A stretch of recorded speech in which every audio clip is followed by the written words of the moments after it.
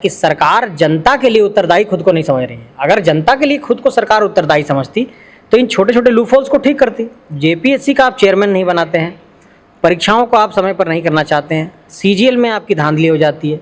जैसे सीजीएल की परीक्षा इतनी विवादित रही, कोई भी परीक्षा आपका जो है सो पारदर्शी नहीं हो पाता है। इसमें सरकार की अकर्मण्यता को दर्शाता है कि एक जिम्मेदार आयोग का अध्यक्ष आपके पास नहीं है, एक मिनट भी वो पद खाली नहीं होना चाहिए। अगर कोई व्यक्ति परित्याग कर रहा है अपने पद का, या आप किसी को बर्खास्त कर रहे हैं, या कार्यावधि पूरी हो गई है, उनका कार्यकाल पूरा हो गया है, उसके तुरंत बाद किसी दूसरे व्यक्ति को योगदान करना चाहिए, तुरंत दूसरा अध्यक्ष बनाया जाना चाहिए। मेरा कहना है कि आपने कहा था कि हम एक नई आदर्श को स्थापित करेंगे, एक नया आदर्श स्थापित करेंगे। अभी मैंने देखा कि कुछ लोग ट्रोल करने लगे हम लोगों को भी कि ये लोग और 80 लोगों पर आवाज़ नहीं उठाते हैं। भाई हमने आवाज़ नहीं उठाया है, जनता कह रही है या मीडिया वाले चला रहे हैं। और 80 लोगों पर ये सवाल इसलिए नहीं हुआ कि उन्होंने राजनीतिक जीवन को चुना ही इसलिए था कि भाई वो प्रोफेशनल पॉलिटिशियन है, हाँ वो गाड़ी खरीद रहे हैं, वो जनता के बीच जा रहे हैं, वो 80 लोगों का अपना। आपने कहा था कि हम नया आदर्श स्थापित करेंगे, हम नहीं लेंगे टीए, तो फिर आपने उसको तोड़ दिया। आजसू के नेता संजय मेहता हमारे साथ जुड़ चुके हैं। संजय जी, आज भारी संख्या में जो युवा हैं आज आजसू का दामन थामे हैं, क्या कहना चाहेंगे? नहीं, आजसू पार्टी के प्रति लोगों का लगाव जो है वो सर्वविदित है। सबके जहन में ये बातें रहती हैं कि झारखंड निर्माण में आजसू की एक बड़ी भूमिका रही है। तो मैं उन सभी लोगों को बधाई देना चाहता हूं जिन लोगों ने आज पार्टी की सदस्यता ली है। और ये बहुत बड़ा एक कह सकते हैं कि एक इंडिकेटर है कि वैसे दौर में जब पार्टी सत्ता में नहीं है तो लोग पार्टी से जुड़ रहे हैं और 5 साल संघर्ष करने के लिए तैयार हैं। तो इससे बेहतर और बात क्या हो सकती है एक संगठन के लिए। तो मुझे ऐसा लगता है कि आज की तारीख में झारखंड में आजसू पार्टी एक ऐसा राजनीतिक दल है जो महिलाओं को, नौजवानों को, झारखंड के एक एक आम जनमानस को और वैसे लोगों को जो राजनीति में अपना कदम रखना चाहते हैं, अपना डेब्यू करना चाहते हैं पॉलिटिक्स में, उनके लिए एक बेहतर प्लेटफॉर्म है आजसू। क्योंकि अभी चुनाव भी नहीं है, कुछ भी नहीं है, और ऐसे में एक और जो है छात्र हैं, जैसे कि डॉक्टर बताया उन्होंने कि वो डॉक्टर हैं, एमबीबीएस कर रहे हैं, और साथ ही वो केरल से बिलोंग करते हैं जी। और उनको तो झारखंड के बारे में जानकारी भी नहीं है और वो इस बार जुड़े हुए हैं। उनको किस तरह का मतलब होमवर्क दिया जाएगा, दायित्व दिया जाएगा? देखिए, एक बात समझिए, जो भी व्यक्ति आजसू पार्टी से जुड़ना चाहता है या आजसू पार्टी से जुड़ने की चेष्टा रखता है या सदस्यता लेता है, तो उसको सबसे पहले इस बात के लिए अपना संकल्प तय करना होगा कि उसको जीना मरना झारखंड के लिए है। झारखंड और झारखंडियत उसके जहन में होना चाहिए और झारखंड के लोगों का कल्याण कैसे हो इसके लिए उसे सोचना पड़ेगा। तो इन्हीं बिंदुओं पर जो संगठन की आइडियोलॉजी है, जो संगठन की विचारधारा है, संगठन का जो काम करने का तरीका है, संगठन का जो काम करने का स्टाइल है, संगठन के जो काम करने की शैली है और संगठन के जो कार्यक्रम तय किए जाएंगे, उसी में उन लोगों को जिम्मेवारियां दे करके हम लोग उनकी ड्यूटी लगाएंगे, उनको काम पर लगाएंगे।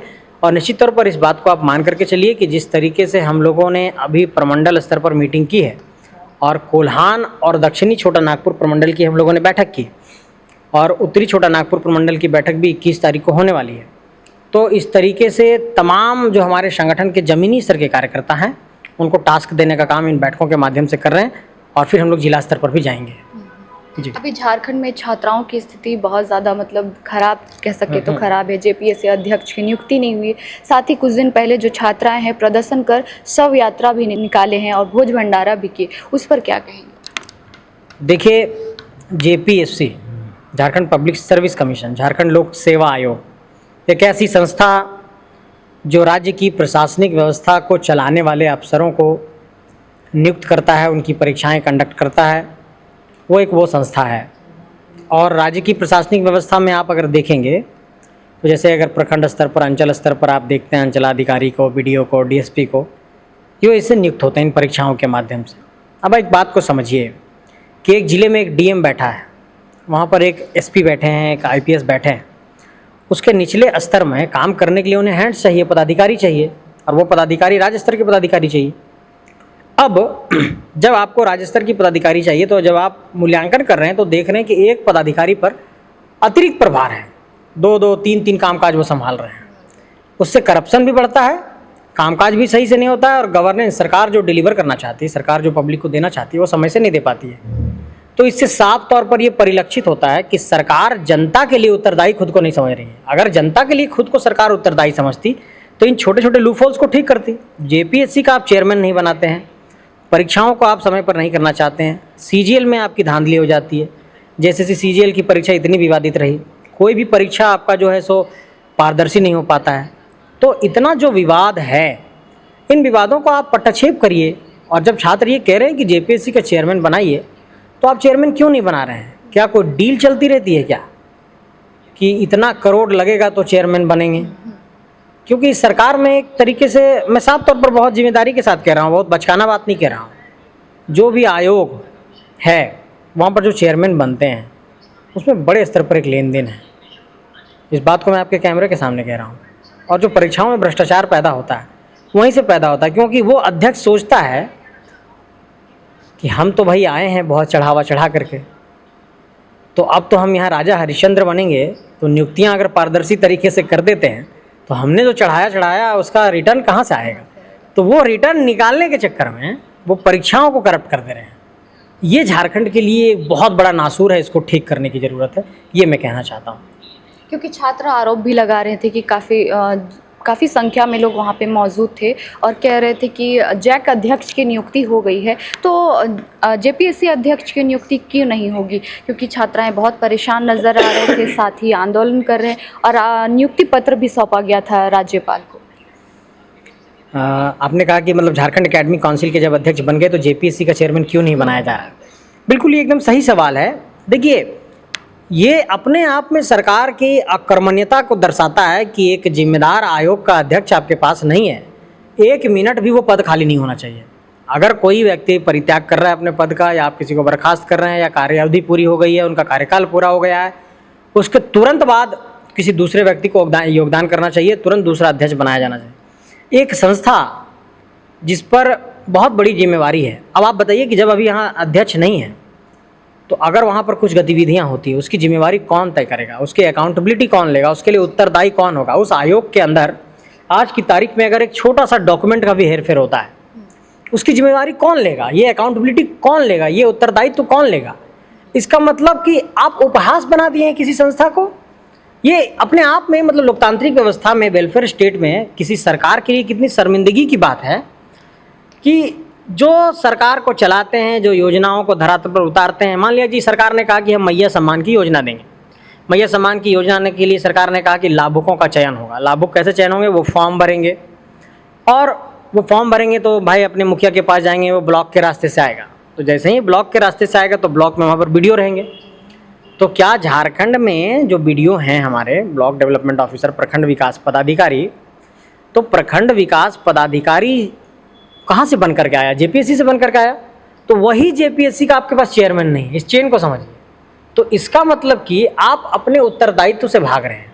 ये बहुत हास्यास्पद है, और ये मतलब बहुत कह सकते हैं कि गंभीर मसला है। ये कोई मजाक का मसला नहीं है, ये गंभीर मसला है प्रशासनिक व्यवस्था के तौर पर। इसको तुरंत ठीक करना चाहिए, ये मैं कहना चाहता हूँ।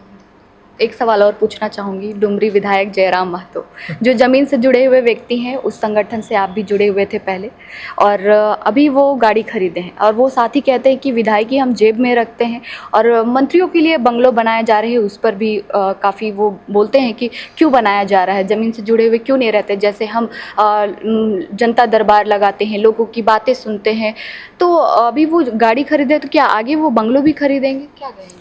देखिए, किसी का व्यक्तिगत जीवन है, मैं इस पर तो नहीं जाना चाहूँगा कि क्या कुछ है, लेकिन चूँकि आपने खुद से कहा कि बंगले की बात, गाड़ी की बात, और जहाँ तक मेरे जहन में याद है कि पिछली बार जब मीडिया वालों पर वो झल्ला रहे थे, चिल्ला रहे थे, तो उस दौरान उन्होंने कहा था कि मैं सरकारी सुविधा नहीं लूँगा, मैं टीए नहीं लूँगा। और अब शायद फिर मैंने मीडिया में ही कहीं देखा कि उन्होंने कहा कि टीए लेने के लिए हमने गाड़ी खरीदी है। सवाल और विवाद इस पहलू पर नहीं है कि आपने गाड़ी क्यों खरीदी।